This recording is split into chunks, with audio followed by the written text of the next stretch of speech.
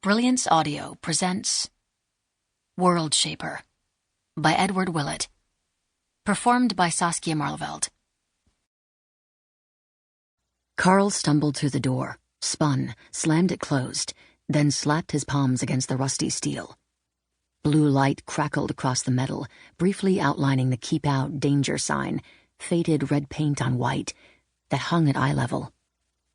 He rested there for a moment, breathing hard, then straightened and turned to see what kind of world he'd entered.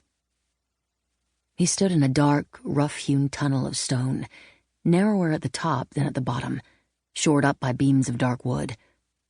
A dim light bulb, hanging on a twisted pair of rubber-coated wires, glowed overhead, swaying from the gust of warmer air that had entered this world, along with Carl. The swinging bulb cast shifting shadows up and down the walls and across the floor, but he could see well enough to make out two metal rails, spanned by rotting wooden ties, running along a rubble-strewn floor toward the faint outline of another door. The gray light seeping around its edges spoke to him of twilight, though whether morning or evening, he did not yet know. He turned to look at the door he had just closed. On this side it was made of rusty steel and set in a barrier of corrugated metal. Bits of broken chains scattered the floor beneath it, and a shattered padlock lay near his feet.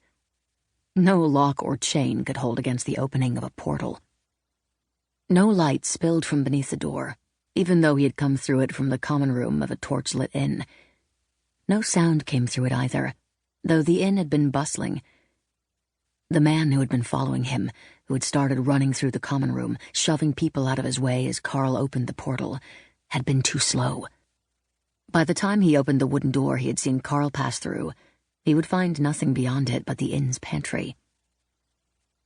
That should have been the end of pursuit, but Carl had thought the same when he'd entered the world he'd just fled, and somehow the adversary had followed him into that world, even though he had closed the last portal behind him exactly as he had closed this one.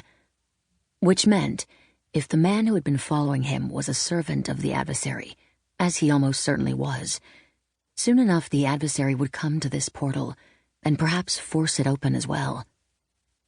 Which meant his time was limited.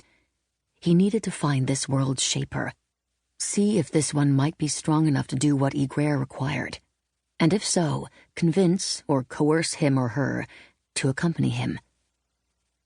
He had no reason to hesitate, and indeed every reason to hurry, but hesitate he did. He had entered many worlds, yet this one gave him pause.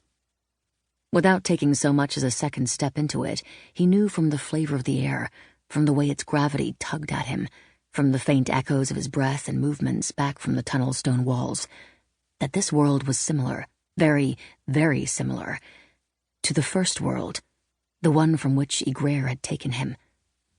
How long ago had it been?